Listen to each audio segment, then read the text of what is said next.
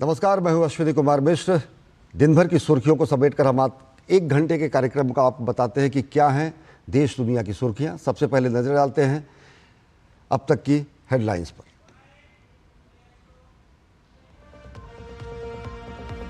शिक्षा मंत्रालय की शिकायत पर एक्शन में सीबीआई। नीट परीक्षा मामले में दर्ज की एफआईआर। ग्रेस मार्क पाने वाले नीट यूजी के 1563 परीक्षार्थियों के परीक्षा के कड़े इंतजाम। पुनर्परीक्षा सफलता से हुई संपन्न। रद्द हुई नीट पीजी परीक्षाओं की तारीखों का जल्द ऐलान। बिहार सरकार नीट यूजी परीक्षा में अनियमितताओं से संबंधित मामलों को सौंपेगी सीबीआई को। परीक्षा की शुचिता और पारदर्शिता के लिए केंद्र सरकार के कदमों पर देश भर के शिक्षाविदों ने किया स्वागत। इंडियन मेडिकल एसोसिएशन ने नीट यूजी परीक्षा में अनियमितताओं की त्वरित कार्रवाई के लिए प्रधानमंत्री नरेंद्र मोदी का जताया आभार। छात्रों के हितों की रक्षा सुनिश्चित करने के लिए जांच सीबीआई को सौंपने पर शिक्षा मंत्रालय की सराहना की।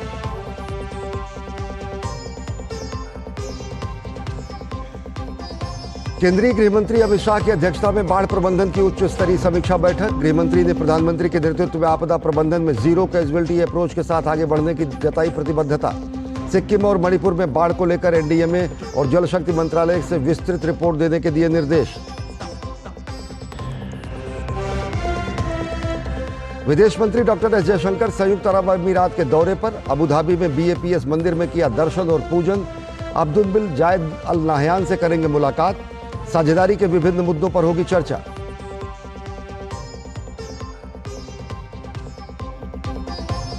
रूस के दागिस्तान में एक यहूदी उपासना गृह और चर्च पर इस्लामी आतंकवादियों का हमला। हमले में कम से कम 5 पुलिस अधिकारियों की मौत।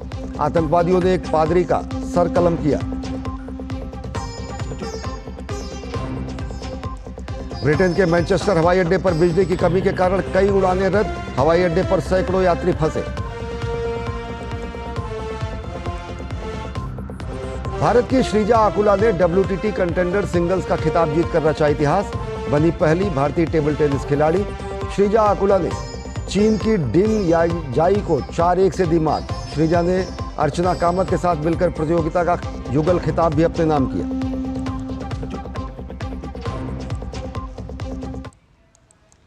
और अब देखते हैं खबरों को विस्तार से। नीट यूजी परीक्षा में कथित धांधली के आरोपों के बाद केंद्र सरकार लगातार एक्शन में नजर आ रही है। इस मामले में सीबीआई के जांच के आदेश के बाद सीबीआई ने एफआईआर दर्ज करके जांच भी शुरू कर दी है। विशेष टीमों के साथ सीबीआई ने विभिन्न राज्यों में जांच शुरू की है।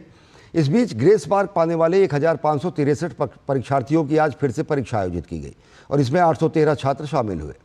आज होने वाली नीट पीजी परीक्षा को फिलहाल टाल दिया गया है। इस सबके बीच बिहार सरकार नीट यूजी परीक्षा में अनियमितताओं से संबंधित मामलों को सीबीआई को सौंपेगी।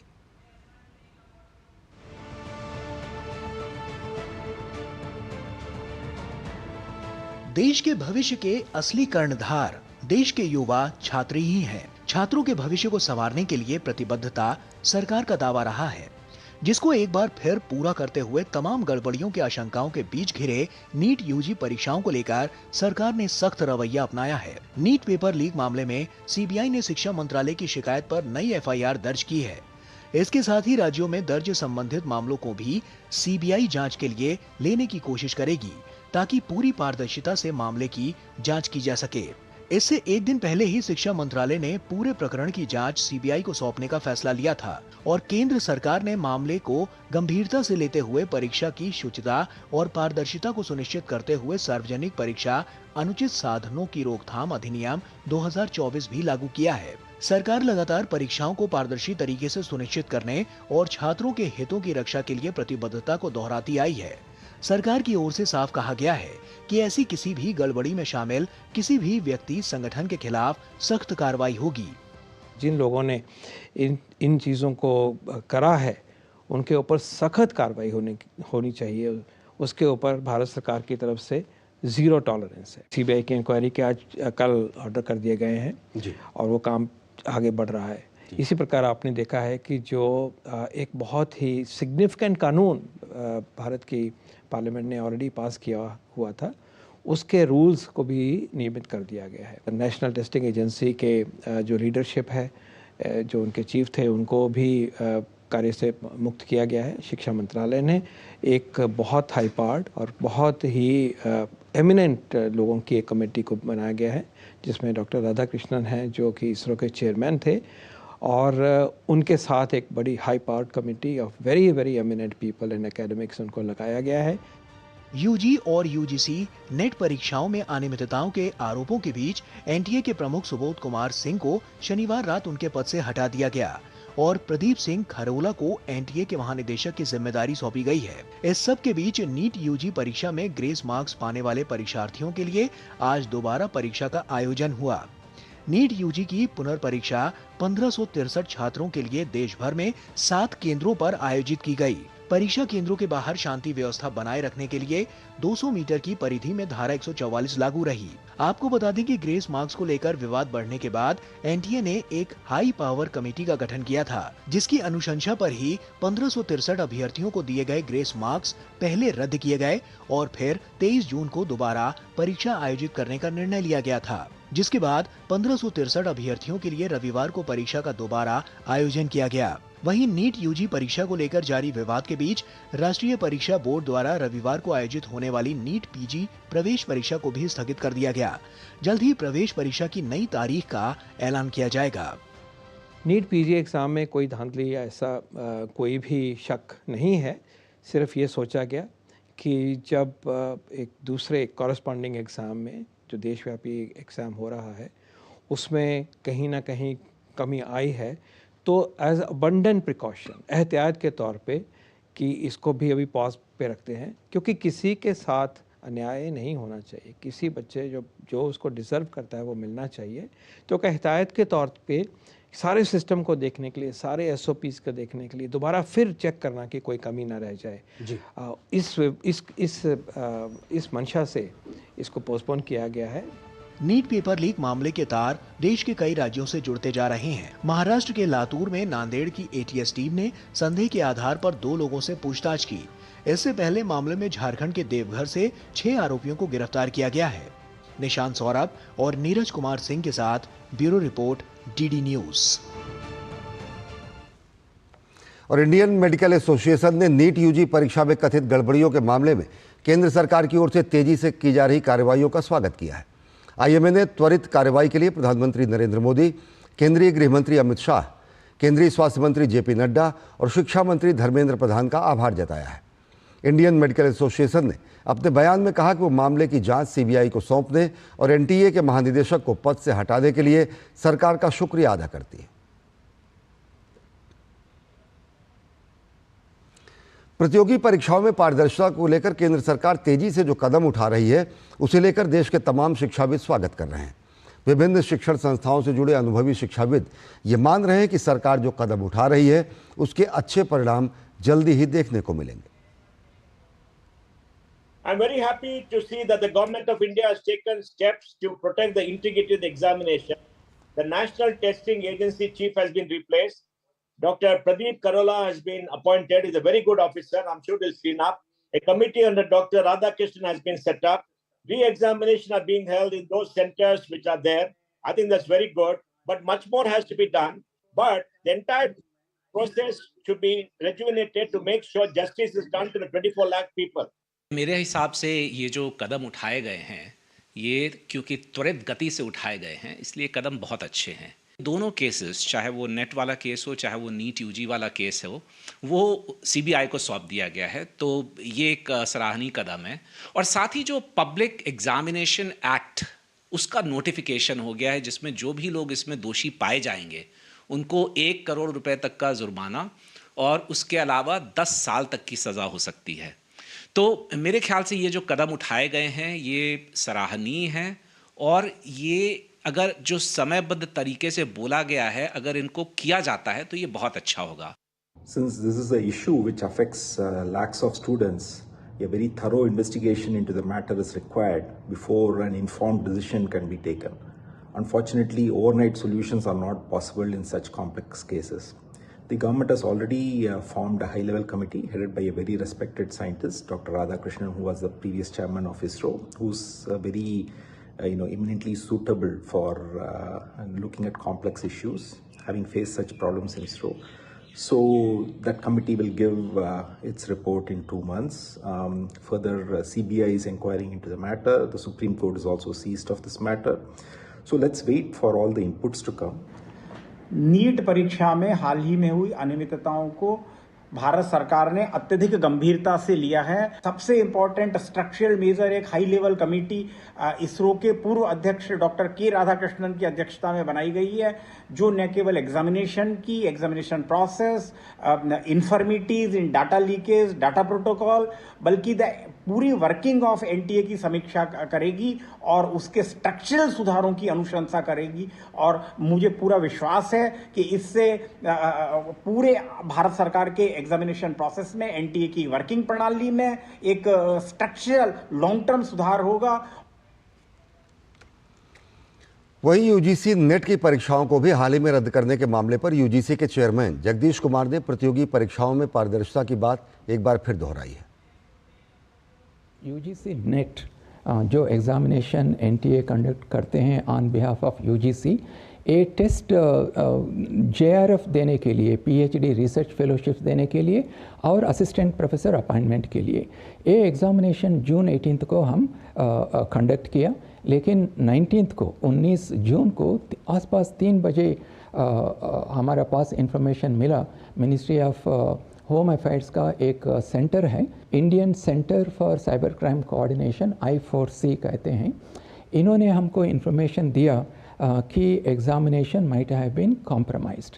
इमीडिएटली मिनिस्ट्री ऑफ एजुकेशन ने इसके बारे में एक्शन लिया। 9 बजे तक मिनिस्ट्री ऑफ एजुकेशन ने यूजीसी नेट को कैंसिल किया, इसलिए कि to protect the interest of the students. अभी एनटीए इसके बारे में काम कर रहा है। आगे जो दिनों में हम यूजीसी नेट को कंडक्ट करना चाहते हैं वो डेट्स को भी हम अनाउंस करेंगे। देश में इन दिनों मौसम का मिजाज अलग अलग इलाकों में अलग अलग है। कुछ जगहों पर मानसून सक्रिय हो चुका है, मानसून ने दस्तक दी है, तो कहीं कहीं मानसून पूर्व बारिश से लोगों को राहत मिल रही है। इस सब के बीच मानसून की दस्तक के साथ ही सरकार ने भी अपनी तैयारियों को दुरुस्त करना शुरू कर दिया है। केंद्रीय गृह मंत्री अमित शाह की अध्यक्षता में आज उच्च स्तरीय बैठक हुई। गृहमंत्री ने देश में बाढ़ की समस्या कम करने के लिए व्यापक और दूरगामी नीति तैयार करने के दीर्घकालिक उपायों की समीक्षा की। दिल्ली एनसीआर समेत देश भर के कई राज्यों में हुई ताजा बारिश के चलते लोगों को भीषण गर्मी से राहत मिली है। कहीं वेस्टर्न डिस्टर्बेंस की वजह से बारिश हो रही है, तो कहीं मॉनसून ने दस्तक दे दी है। इस बीच देश में बाढ़ प्रबंधन के लिए समग्र तैयारियों की समीक्षा के लिए केंद्रीय गृह मंत्री अमित शाह ने नई दिल्ली में एक उच्च स्तरीय बैठक की अध्यक्षता की। केंद्रीय गृह मंत्री ने देश में बाढ़ की समस्या कम करने के लिए व्यापक और दूरगामी नीति तैयार करने के दीर्घकालिक उपायों की भी समीक्षा की। बैठक के दौरान केंद्रीय गृह मंत्री ने पिछले साल हुई बैठक में लिए गए निर्णयों पर हुई कार्रवाई की भी समीक्षा की। इसके साथ ही सभी एजेंसियों द्वारा अपनाई जा रही आधुनिक तकनीकों और उनके नेटवर्क के विस्तार पर भी बैठक के दौरान चर्चा हुई। केंद्रीय गृह मंत्री ने ग्लेशियर लेक आउटबर्स्ट फ्लड से निपटने की तैयारियों की भी समीक्षा की। साथ ही उन्होंने बाढ़ नियंत्रण के लिए भारतीय अंतरिक्ष अनुसंधान संगठन द्वारा उपलब्ध कराई गई सैटेलाइट इमेजिंग के विभिन्न एजेंसियों द्वारा अधिकतम इस्तेमाल पर भी बल दिया। उन्होंने कहा कि प्रधानमंत्री नरेंद्र मोदी जी के नेतृत्व में भारत का आपदा प्रबंधन जीरो कैजुअलिटी अप्रोच के साथ आगे बढ़ रहा है और केंद्रीय जल आयोग के बाढ़ निरीक्षण केंद्र आवश्यकता के अनुरूप और अंतर्राष्ट्रीय स्तर के होने चाहिए।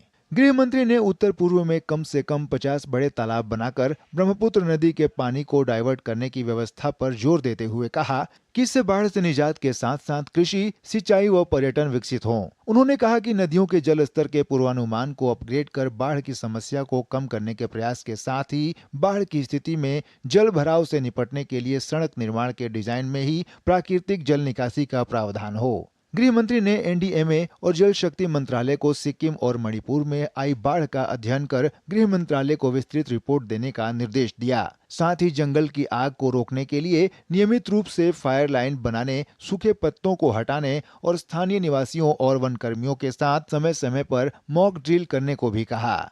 उन्होंने विभिन्न विभागों द्वारा विकसित की गई मौसम, वर्षा और बाढ़ चेतावनी संबंधित ऐप्स को एकीकृत किए जाने की जरूरत पर भी जोर दिया। कई राज्यों में हो रही बारिश ने लोगों को भीषण गर्मी से बड़ी राहत दी है।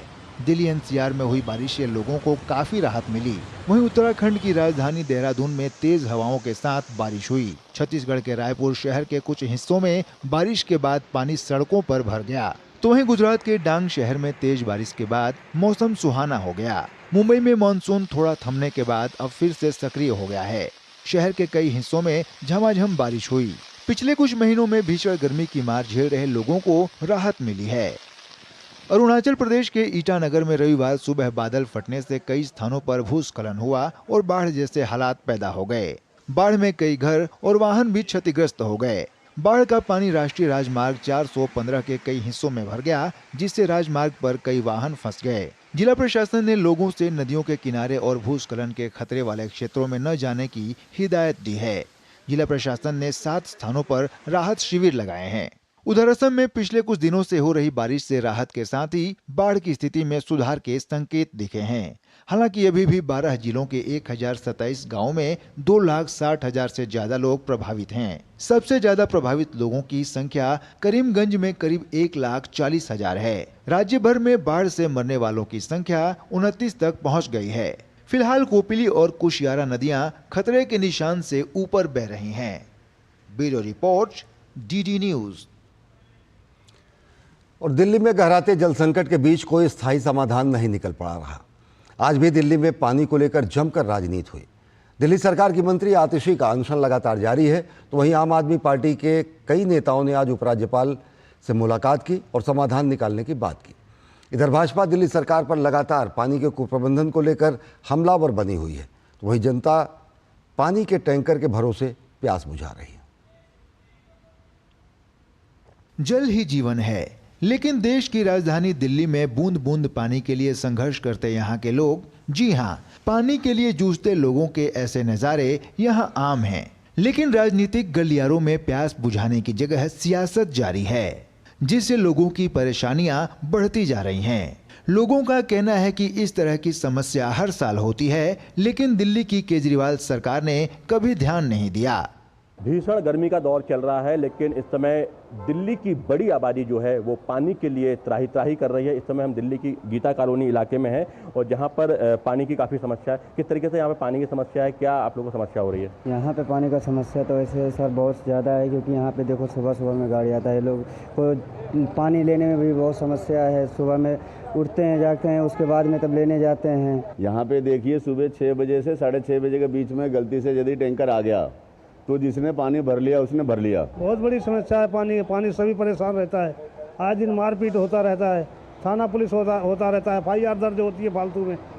इसलिए इसका कोई मतलब देखने सुनने वाला कोई है नहीं। पानी का भीड़ लग जाता है, आदमी सब लड़ाई भी करता है, बहुत दिक्कत हो जाता है, बहुत भीड़ लग जाता है। दिल्ली में जल संकट को लेकर भाजपा आम आदमी पार्टी पर हमलावर है। दिल्ली भाजपा अध्यक्ष वीरेंद्र सचदेवा ने कहा कि दिल्ली की स्थिति को सुधारने की बजाय आम आदमी पार्टी अपनी असफलता को छुपाने का प्रयास कर रही है। एक राजनीतिक नौटंकी है जो आम आदमी पार्टी कर रही है। इस संकट के समय इनको चाहिए था उपाय ढूंढना, इनको चाहिए था वजीराबाद गैराज की नालों की सफाई कराना, गाद निकालना, इनको चाहिए था जहाँ जहाँ लीकेज हो रही है उसको ठीक करवाना।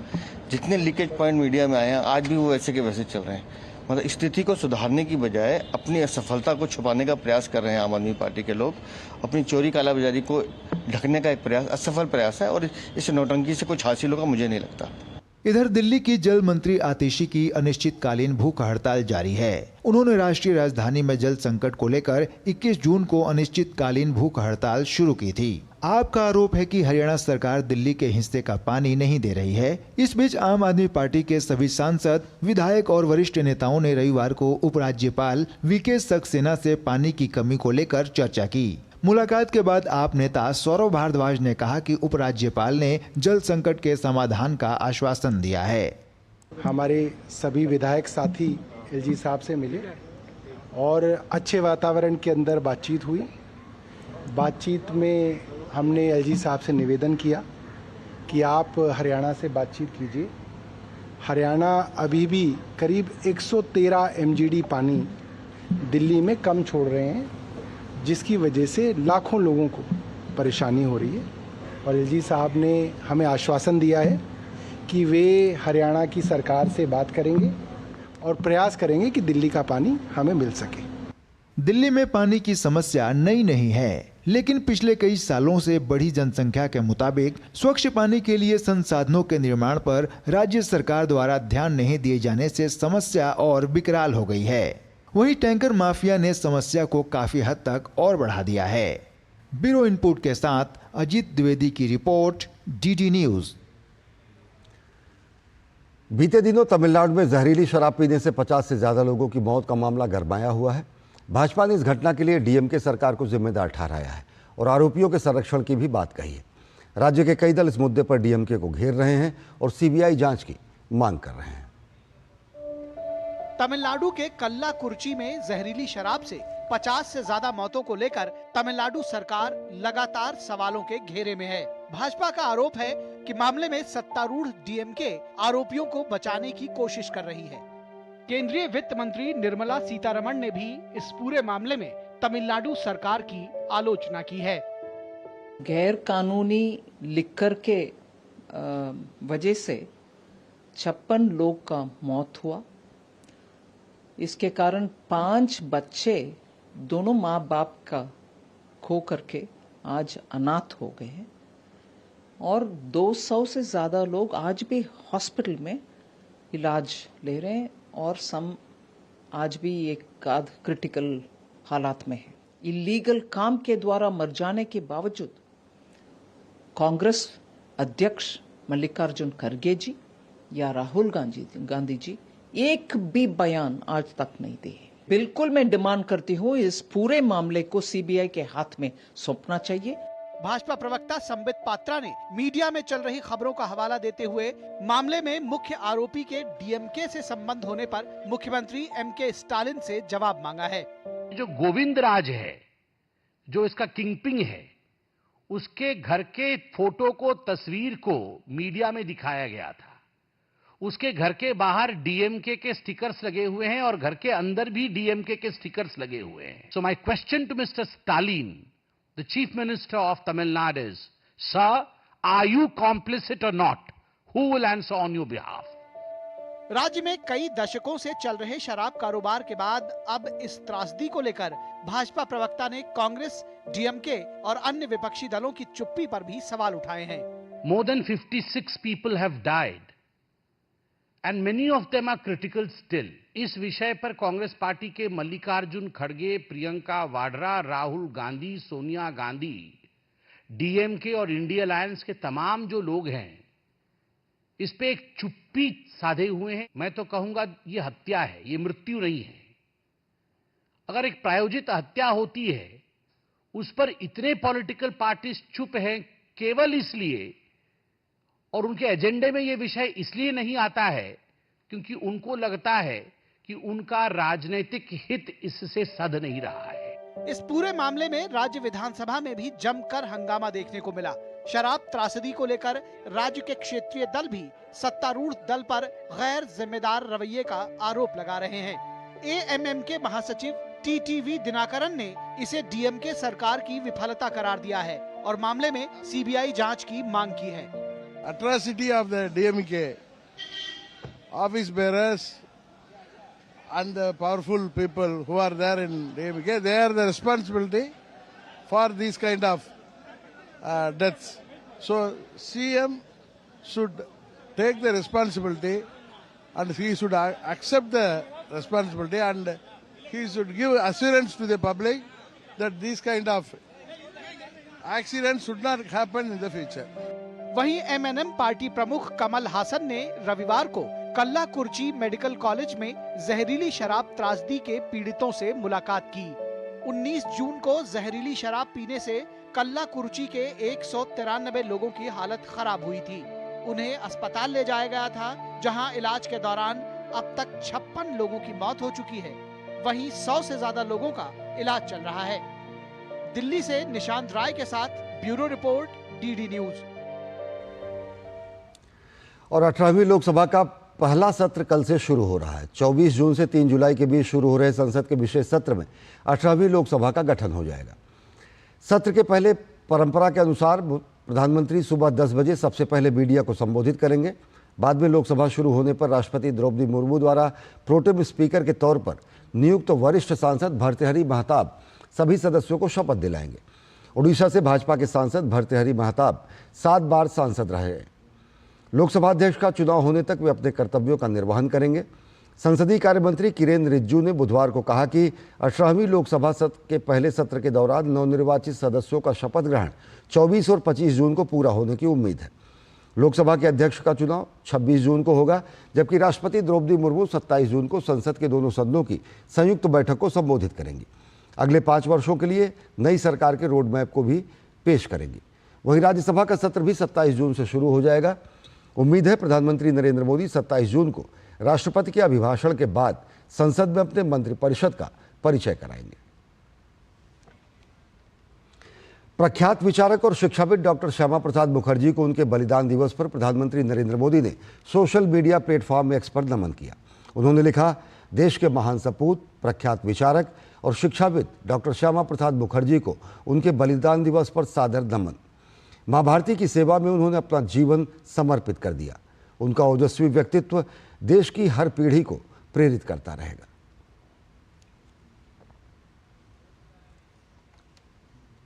केंद्रीय मंत्री और भाजपा के राष्ट्रीय अध्यक्ष जेपी नड्डा ने भाजपा मुख्यालय में डॉक्टर श्यामा प्रसाद मुखर्जी की पुण्यतिथि पर उन्हें पुष्पांजलि अर्पित की।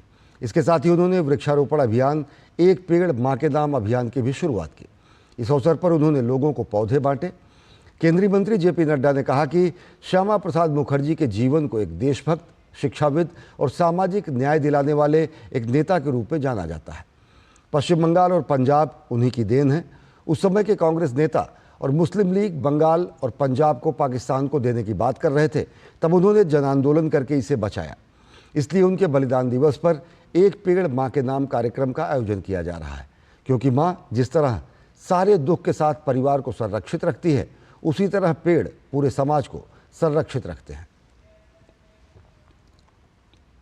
भारत का विभाजन हो रहा था और उस समय के कांग्रेस के नेताओं ने एक तरीके से समझौते में और मुस्लिम लीग ने सारा पंजाब और सारा बंगाल लेने की ठानी थी।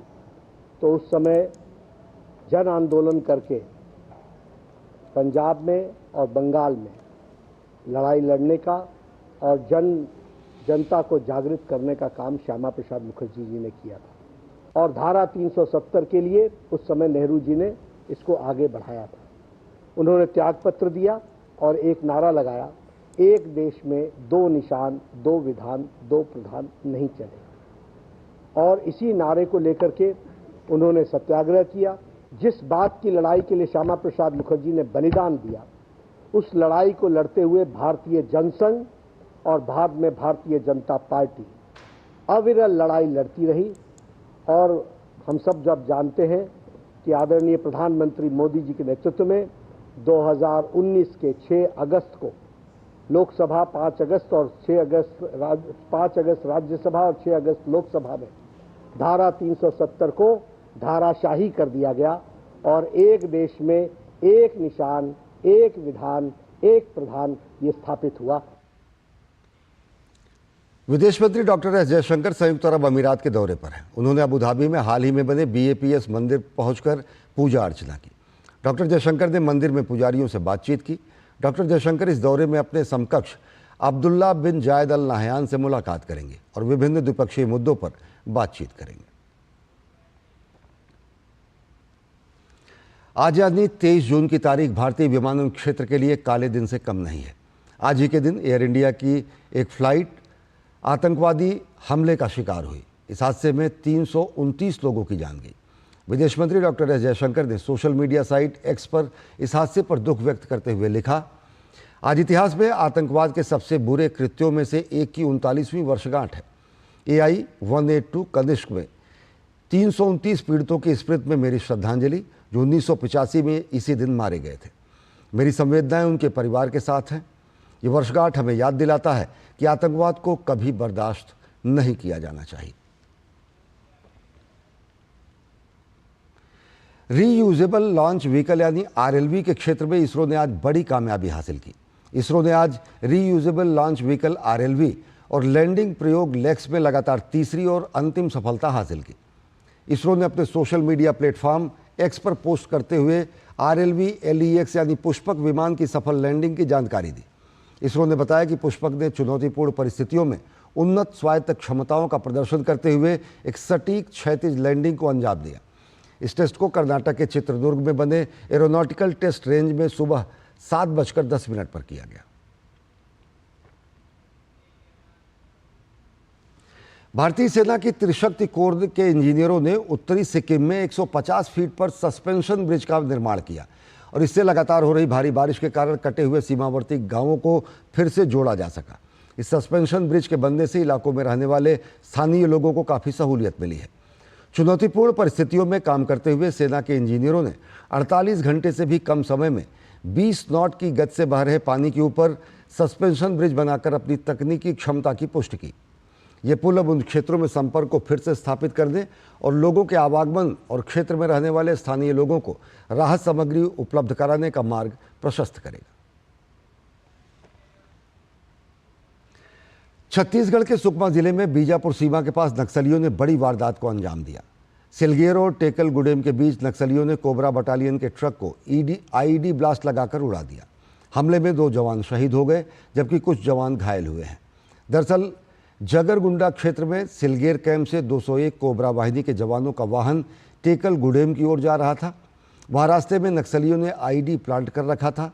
बताया जा रहा है कि दोपहर के वक्त जैसे ही जवानों से भरा ट्रक वहां से गुजरा, वाहन IED की चपेट में आ गया।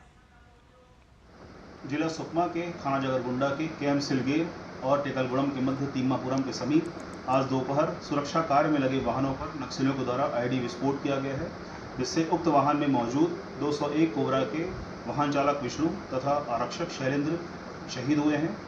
घटना की जानकारी मिलते ही तत्काल वहां पर CRPF व कोबरा व पुलिस की टीम पहुंच चुकी है। सभी दोनों ही शहीद जवानों के शव सुरक्षित वहां से निकाले गए हैं तथा मौके पर सर्चिंग जारी है। नीट UG परीक्षा 2024 में कथित धांधली की खबरों के बाद केंद्र सरकार लगातार एक्शन मोड में है। केंद्र सरकार ने कई कदम उठाए हैं जिससे परीक्षा की पारदर्शिता सुनिश्चित की जा सके।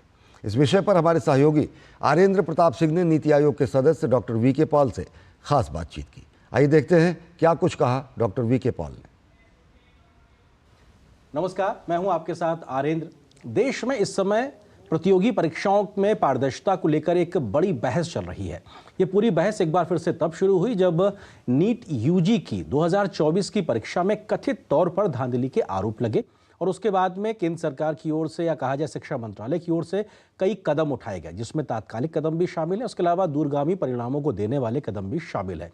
किस तरीके से जो मेधावी छात्र हैं उनकी जो क्षमताएं हैं उसके साथ में खिलवाड़ ना हो, समझौता ना हो और ऐसी पारदर्शी व्यवस्था हो जिस पर सबका विश्वास पैदा हो सके, ये अपने आप में बड़ा सवाल है। इस विषय पे बात करने के लिए बहुत ही खास मेहमान इस वक्त मेरे साथ स्टूडियो में मौजूद हैं।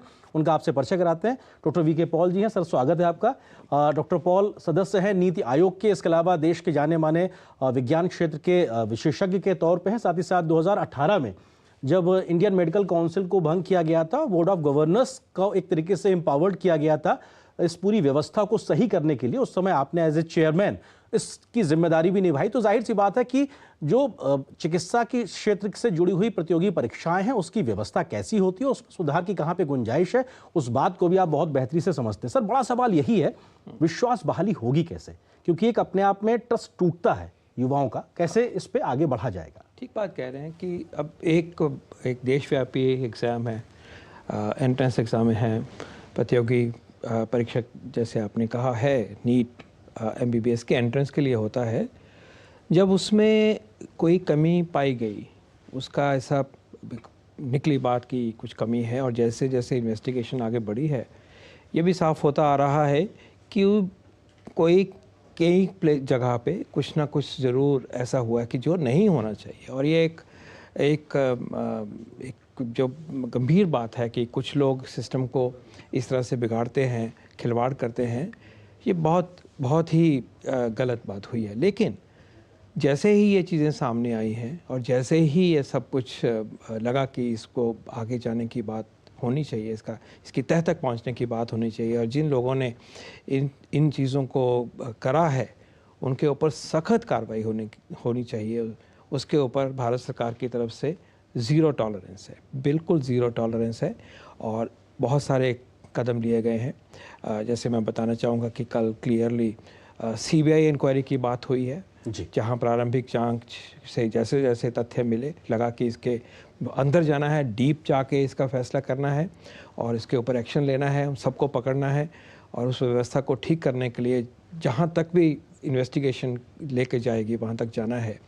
तो CBI की इंक्वायरी के आज कल ऑर्डर कर दिए गए हैं और वो काम आगे बढ़ रहा है। इसी प्रकार आपने देखा है कि जो एक बहुत ही सिग्निफिकेंट कानून भारत की पार्लियामेंट ने ऑलरेडी पास किया हुआ था, उसके रूल्स को भी नियमित कर दिया गया है। इन रूल्स के अंतर्गत अगर एक नियमबद्ध तरीके की तरह बन के एक ऑर्गेनाइज क्राइम होता है और इस तरह से छेड़छाड़ करी जाती है इन बड़े एग्जामिनेशंस में, तो उसके ऊपर बहुत सख्ती से उसका एक्शन लिया जाएगा। 10 साल तक की कैद हो सकती है, 10 years ऑफ इम्प्रिजनमेंट, और इसके अलावा 1 करोड़ रुपए का फाइन हो सकता है। और यही जिम्मेवारी जो लोग ये काम करते हैं उनकी भी है और जो कंडक्ट करते हैं एग्ज़ाम, उन एजेंसीज़ के ऊपर भी इसी तरह की सख्त कार्रवाई होगी जब ये इस तरह का फेलियर सामने आएगा। इसके अलावा जो नेशनल टेस्टिंग एजेंसी के जो लीडरशिप है, जो उनके चीफ थे, उनको भी कार्य से मुक्त किया गया है और उनको नई व्यवस्था वहाँ ले गई है।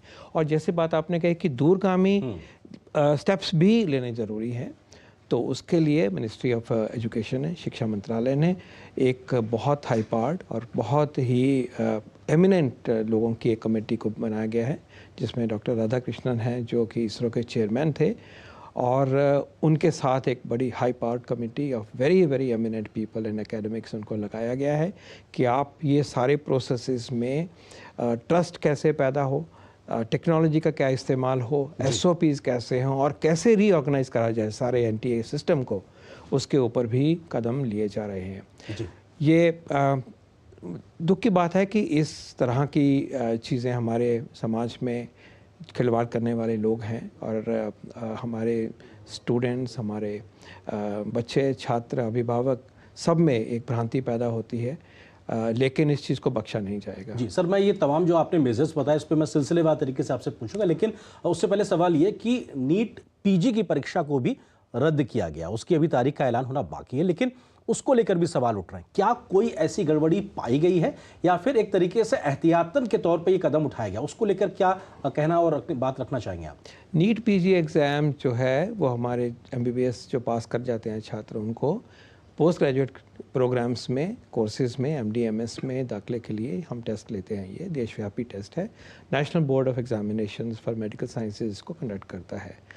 नीट PG एग्ज़ाम में कोई धांधली या ऐसा कोई भी शक नहीं है, सिर्फ ये सोचा गया कि जब एक दूसरे कॉरस्पॉन्डिंग एग्ज़ाम में जो देशव्यापी एग्ज़ाम हो रहा है उसमें कहीं ना कहीं कमी आई है, तो एज अबंडेंट प्रिकॉशन, एहतियात के तौर पे कि इसको भी अभी पॉज पे रखते हैं, क्योंकि किसी के साथ अन्याय नहीं होना चाहिए, किसी बच्चे जो उसको डिज़र्व करता है वो मिलना चाहिए। तो एहतियात के तौर पे सारे सिस्टम को देखने के लिए, सारे SOPs को देखने के लिए दोबारा फिर चेक करना कि कोई कमी ना रह जाए, जी। इस मंशा से इसको पोस्टपोन किया गया है। मैं जानता हूँ कि ये स्ट्रेस आता है स्टूडेंट्स के ऊपर और सबके ऊपर, हम सब पे ऊपर एज फैमिली एंड पेरेंट्स ज़रूर आता है, लेकिन अंडर द सर्कमस्टांसेस, जैसे एक माहौल ऐसा बना है जिसको कि हमें अच्छे तरीके से संभालना है, ये विजडम है कि एक बारी फिर पूरे तरीके से उसकी व्यवस्था भी सशक्त कर ली जाए, कोई भी डाउट ना हो, ताकि कोई ट्रस्ट जब एग्ज़ाम होगा तो ट्रस्ट जो है वो हम सबका पूरा हो, और ये लार्जर इंटरेस्ट में इस तरफ इस ऑब्जेक्टिव को सामने रखते हुए लार्जर इंटरेस्ट में ये ऐसा फैसला लिया गया है। थोड़ी कठिनाई ज़रूर होगी, लेकिन इसकी वजह से फेयरनेस होगी, जस्टिस होगा और ट्रस्टवर्दी नतीजे सामने आएंगे। सर, सवाल ये भी, क्योंकि जो आपने कहा ना हाई पावर लेवल कमेटी बनाई गई है, राधाकृष्णन साहब उसके चेयरपर्सन होंगे, अपने आप में बहुत एम्पावर्ड या बहुत बड़े लोग इसमें मौजूद हैं। किस तरीके की हम अपेक्षा उम्मीद कर सकते हैं? 2 महीने में रिपोर्ट देनी है, ताकि अब यहाँ के बाद से जो सुधार की प्रक्रिया शुरू होगी वो अपने आप में अल्टीमेट होगी। आप ठीक कह रहे हैं। देखिए, जब इस तरह से सिस्टम नए बनाए जाते हैं, नेशनल टेस्टिंग एजेंसी को बनाया गया, या हम नीट को लेके आए या नीट PG लेके आए, उसके पीछे सोच यही रही कि जो व्यवस्था आज है आगे जाते हुए वो व्यवस्था अच्छी हो, फेयर हो। जैसे कि नीट यूजी का मैं एग्जांपल देता हूँ जी। हम क्यों ये ऐसी व्यवस्थाएं बनाते हैं और आगे फिर बदलाव ठीक तरफ ले जाने के लिए कोशिश करी जाती है और फिर बार बार बढ़ते बढ़ते जैसे ज़रूरत हो रिफाइनमेंट की जाए। नीट यूजी जो है MBBS की एंट्रेंस का जो एग्ज़ाम है, इससे पहले 46 टेस्ट होते थे, 46 एग्ज़ाम होते थे किसी यूनिवर्सिटी का, किसी स्टेट का। तो स्टूडेंट्स को बड़ी मुश्किल होती थी, कहाँ जाएं, कहाँ एग्ज़ाम दें। फिर प्राइवेट यूनिवर्सिटीज़ में खासकर शिकायत आती थी कि वहाँ कैपिटेशन फ़ी है, वहाँ दूसरी तरह की और बातें हो जाती हैं। फिर ये भी रहता था कि अनइवन स्टैंडर्ड्स हैं जगह जगह के, तो एक ट्रू मेरिट उभर के कैसे आए। तो सोल्यूशन निकला कि ऐसा टेस्ट हो जो सबको एक प्लेटफॉर्म पे लेके आए और एक तरीके से किया जाए और उसकी सारे देश में उसका जो रिज़ल्ट है उसको अप्लाई किया जाए। तो NTA जो लाए गए थे वो भी इसी दृष्टि से लाए गए थे कि अबव बोर्ड सिस्टम हो, एक अच्छे तरीके से किया जाए जी, ट्रस्ट हो। लेकिन चलते चलते अगर उसमें कोई कमी आई है तो जैसे आपने कहा कि जो अच्छी पूरी ज़िंदगी जिन्होंने अच्छे एमिनेंस दिखाया है अपने अपने फील्ड में और एक्सपीरियंस है इन चीज़ों का, ऐसे जो देश के जो बेस्ट लोग हैं उनको इकट्ठा करके अब ये रिक्वेस्ट करी गई है सरकार की तरफ से कि आप सारी व्यवस्था को दोबारा देखिए, NTA के सिस्टम को देखिए, उसके ऑर्गेनाइजेशन को देखिए, उसके SOPs को देखिए, आगे तक जैसे इम्प्लीमेंट होता है। सेंटर लेते हैं तो सेंटर कैसे चुनाव होता है, उसमें हमारी ट्रांसपेरेंसी कैसे रहती है, पेपर जब नीचे जा रहे हैं, डिस्ट्रीब्यूट हो रहे हैं, उसको किस तरह से आगे तक ले जाना चाहिए कि उसमें कोई लीक ना हो। तो सारी व्यवस्था को देखने की ज़रूरत सामने आई और सरकार ने बिल्कुल प्रॉम्प्टली उसको डीप सुधार के लिए, सिर्फ पैच वर्क के लिए नहीं, बैंड एड के लिए नहीं, डीप उसमें जो सुधार है किसी भी व्यवस्था में चलते चलते एक आयाम आता है कि ज़रूरत पड़ती है कि उसको रिव्यू किया जाए। उसी मंशा से, उसी सच्चे भावना के साथ इस ग्रुप को कॉन्स्टिट्यूट किया गया है और जो इसमें रिपोर्ट्स आएंगे, सजेशंस आएंगे और जनता भी इनको पहुंचाए अपनी अपनी जो बात पहुंचानी चाहिए कि क्या सुझाव हो सकते हैं। सबको ही मौका है ये, ताकि हमें देश की एक ऐसी व्यवस्था, इंस्टीट्यूशन बने और इंस्टीट्यूशनल सिस्टम बने, स्ट्रॉन्ग अच्छे नेशंस, डेवलप्ड नेशन, विकसित भारत के सिस्टम जो हैं वो स्ट्रॉन्ग होंगे, अबव बोर्ड होंगे, सच्चे होंगे, दृढ़ होंगे, अकाउंटेबल होंगे, ट्रांसपेरेंट होंगे। इसी सोच के साथ ये एक कमेटी बनाई गई है और जो इसके सुझाव आएंगे उनका इसमें भी सुधार करेंगे और जो लेसन्स लर्न करेंगे हम, तो बाकी जो हमारे प्रतियोगी एग्ज़ाम हैं उनमें भी वो कुछ काफ़ी प्रिंसिपल्स उनके लागू होंगे और सारी व्यवस्था को ठीक करने के लिए बिल्कुल दृढ़ है सारी सरकार। जी सर, मोटे तौर पे जब परिवर्तन या कहा जाए सुधार की बात होती तो 3 मेजर स्टेप्स की ज़रूरत पड़ती है। इसमें पीपल की बात हो गई, प्रोसेस की बात हो गई और इंफ्रा जो यूज़ होता है जिसमें हम टेक्नोलॉजी को भी शायद समाहित कर सकते हैं। आपको लगता है कि इन 3 कोर एरियाज पे बहुत फोकस तरीके से समझने, सुधार के कदम उठाने की ज़रूरत है, क्योंकि टेक्नोलॉजी जहां बहुत समर्थन करती है हमारा, वहीं एक बड़ा चैलेंज भी बन गई है। आप बिल्कुल ठीक बात, बहुत अच्छे तरीके से आपने समझाया। पीपल हैं, प्रोसेस है और टेक्नोलॉजी हैं, सिस्टम्स हैं, बिल्कुल ठीक कह रहे हैं। और टेक्नोलॉजी के माध्यम से बहुत चीज़ें आसान हुई, बहुत चीज़ें जो ट्रांसपेरेंट हुई, लेकिन उसको भी डॉज करने के लोगों ने तरीके ढूंढ लिए। अब ये ना देश के साथ खिलवाड़ की बात है। ये समाज के जो ऐसे तत्व हैं उनको हमें बिल्कुल दरकिनार करके उनको पनिश करना है और उसका ही मतलब जो ठीक टेक्नोलॉजी ने कोशिश करी उसको भी सबवर्ट करके, क्योंकि टेक्नोलॉजी को और तरीके से भी सबवर्ट करने के लोगों के पास रास्ते आ जाते हैं और सारी प्रक्रिया में कहीं ना कहीं उन्होंने खोज के इसको अंडरमाइन करने की शायद कोशिश करी है। तो टेक्नोलॉजी बिल्कुल बून है, उसकी वजह से हमारे रिजल्ट्स ट्रांसपेरेंट होते हैं, तेज़ी से आते हैं, ऑब्जेक्टिविटी होती है, रिलायबिलिटी होती है, लेकिन उसको में भी फिर आगे चलते चलते जो भी सुधार की ज़रूरत है, नई तरीके से इसको हैंडल करने की ज़रूरत है, वो सारे स्टेप्स इसमें लिए जाएंगे और देश करके दिखाएगा। आपको ये भी याद रहना चाहिए कि 25 लाख स्टूडेंट्स का एक दिन में टेस्ट होना, ये अपने आप में शायद सबसे बड़ा एग्ज़ाम का सिस्टम होगा दुनिया का। इसको अभी तक अच्छा चलाया, लेकिन आगे बढ़ते हुए इसको और भी सशक्त करा जाएगा और इसको अबव बोर्ड लेके जाएंगे। यही जो प्रिंसिपल्स हैं जो हम सीख रहे हैं, उसको उन्हीं SOPs की नज़र से, उसी फ्रेमवर्क में बाकी भी जो एग्ज़ाम है, चाहे UGC का नेट एग्ज़ाम हो या नीट PG का एग्ज़ाम होगा, उन सब में भी जहाँ जहाँ उस इस एनालिसिस से समझ आएगा, वो सारे के सारे स्टेप लिए जाएंगे। और सबको ये मैं श्योर करना चाहूँगा कि इसमें as I said there is zero tolerance on the part of the government. Imagine, a law has been made specifically to address this issue and came so handy that we could announce the rules, and with all sincerity and all the power of the state, care will be taken to ensure trust in the system.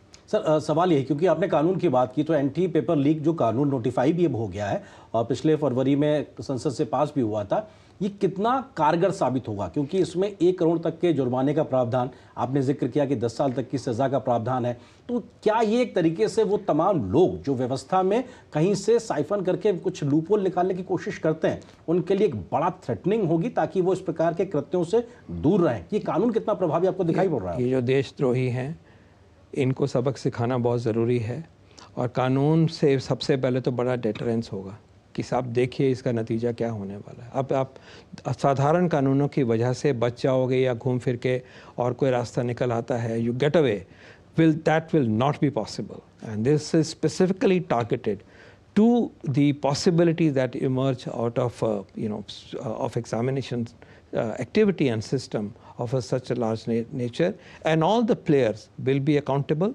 and they are all liable to be taken under the law for the infirmities that they cause and the system distortions that they bring about. This must not happen, and I think we must go with the feeling that the government was already addressing this issue. That's why that law, that act has been passed. It will come handy. But yes, we are all committed, and I really appeal to the profession, medical profession, academia, education leaders and education system stakeholders to please align with the efforts of the government. This is a time to align and find solution and to punish the people who have taken liberty of playing with the lives of the people, careers of the people, and really undermining the trust that we all deserve.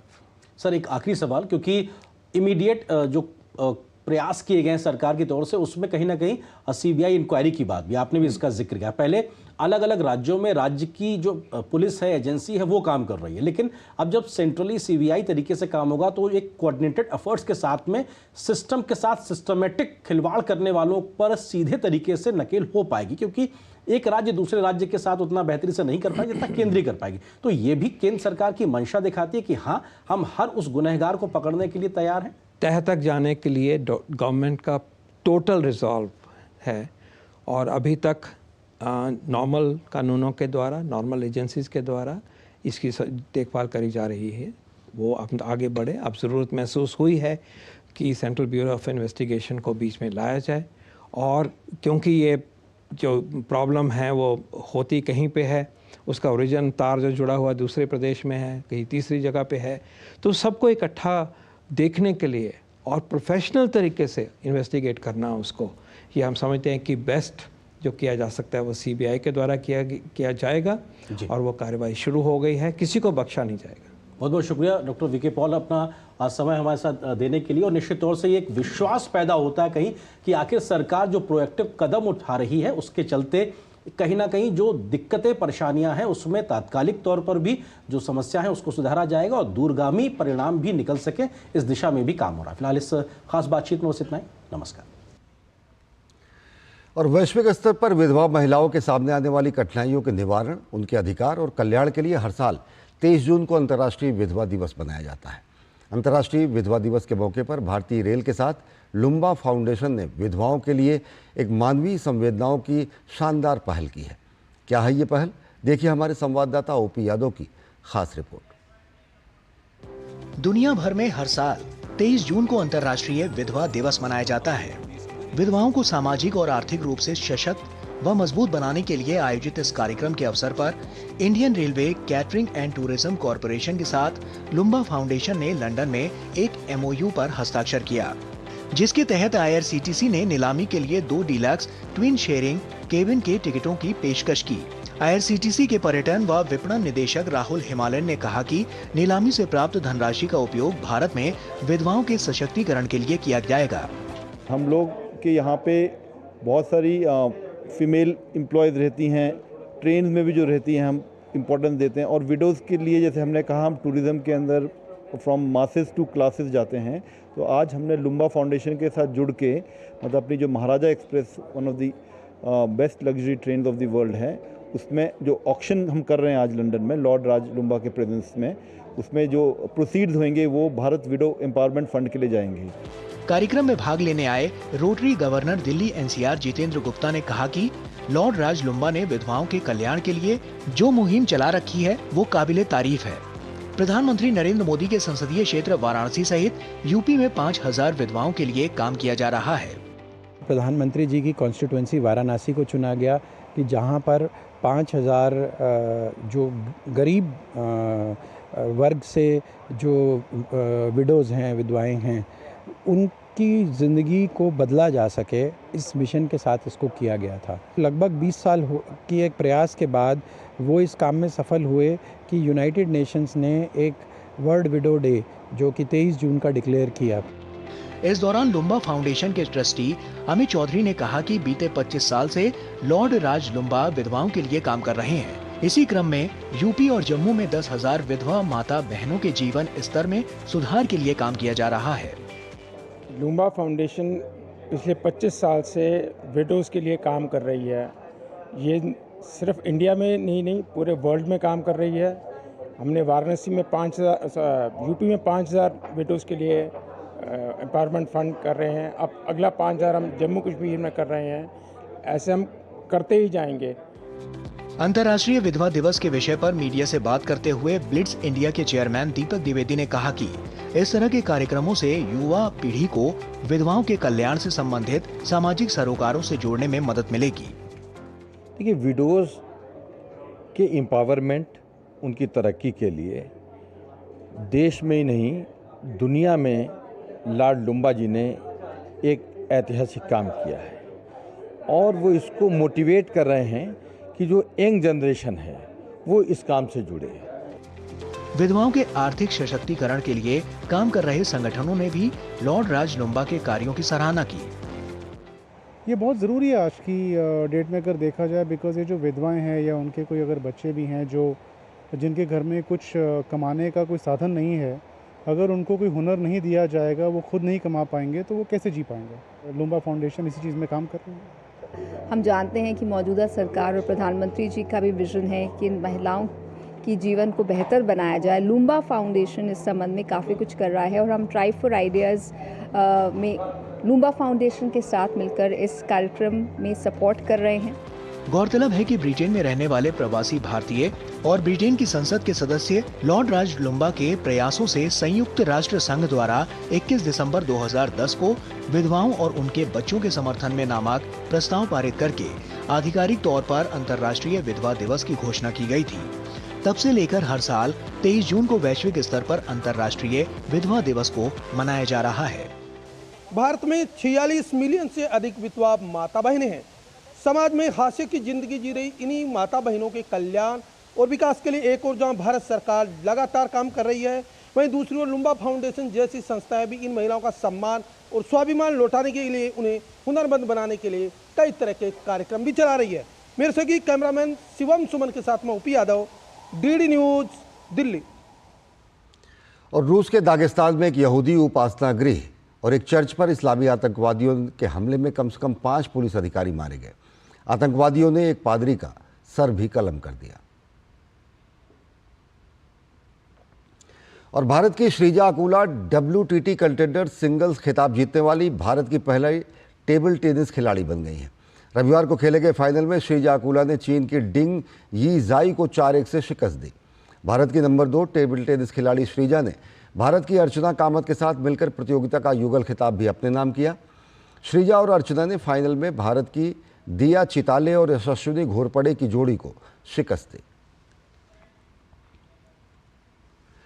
और बात T20 cricket की। T20 cricket विश्व cup में सोमवार को भारत और Australia की टीमें आमने सामने होंगी। अफगानिस्तान के हाथों हारने के बाद ये मैच ऑस्ट्रेलिया के लिए बेहद महत्वपूर्ण हो गया है।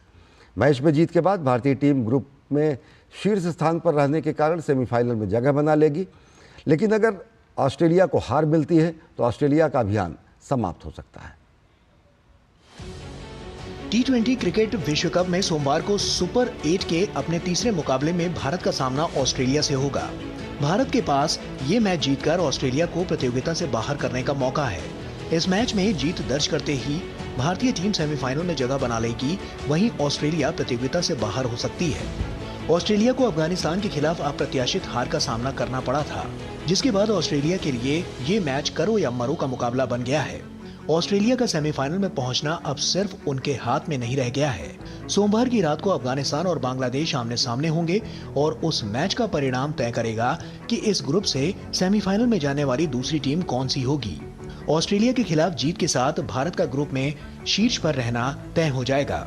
भारतीय टीम को पिछले कुछ आईसीसी इवेंट्स में ऑस्ट्रेलिया के खिलाफ अहम मुकाबलों में हार झेलनी पड़ी है और ये मैच भारत के पास उसका बदला लेने का एक अच्छा मौका है। भारतीय टीम मौजूदा विश्व कप में शानदार फॉर्म में नजर आ रही है। सुपर 8 में भारत ने अफगानिस्तान और बांग्लादेश को मात देने में कामयाबी पाई है। हार्दिक पांड्या के बल्ले और गेंद से शानदार ऑलराउंड प्रदर्शन भारतीय मैनेजमेंट के लिए राहत की बात है। कुलदीप यादव ने भी अपनी शानदार गेंदबाजी से प्रभावित किया है। व्यस्त कार्यक्रम और लगातार यात्रा के बावजूद टीम मैनेजमेंट ने खिलाड़ियों को रोटेट नहीं किया है। भारत और ऑस्ट्रेलिया के बीच ये मुकाबला सेंट लूसिया के डेरेन सैमी क्रिकेट स्टेडियम में खेला जाएगा। ये इस मैदान पर होने वाला दूसरा डे मैच होगा। इस मैदान पर डे नाइट मैच में हाई स्कोरिंग मुकाबले देखने को मिलते हैं। यहाँ धीमी गति के गेंदबाजों को मदद मिल सकती है। वहीं ऑस्ट्रेलिया के सामने कई तरह की परेशानियां हैं। अफगानिस्तान के सामने टीम के बल्लेबाजों ने निराश किया था। वहीं टीम की फील्डिंग भी काफी खराब रही थी। दोनों टीमों के T20 रिकॉर्ड्स को देखें तो भारत का पलड़ा भारी दिखता है। भारत और ऑस्ट्रेलिया के बीच कुल 31 T20 मैच खेले गए हैं। इनमें 19 में भारत ने जीत दर्ज की है, वहीं 11 ऑस्ट्रेलिया के नाम रहे हैं। एक मैच बेनतीजा रहा। भारत और ऑस्ट्रेलिया के मुकाबलों में हमेशा ही मजबूत प्रतिद्वंदिता देखने को मिलती है। हालांकि इस बार ऑस्ट्रेलिया के सामने बड़ी परेशानी है, क्योंकि इस मैच में हार टूर्नामेंट में उनका अभियान समाप्त कर सकती है। तापस भट्टाचार्य की रिपोर्ट, DD न्यूज, सेंट लूसिया। तो बुलेटिन में फिलहाल इतना ही। देश और दुनिया की ताजा तरीन खबरों के लिए देखते रहिए DD न्यूज। नमस्कार।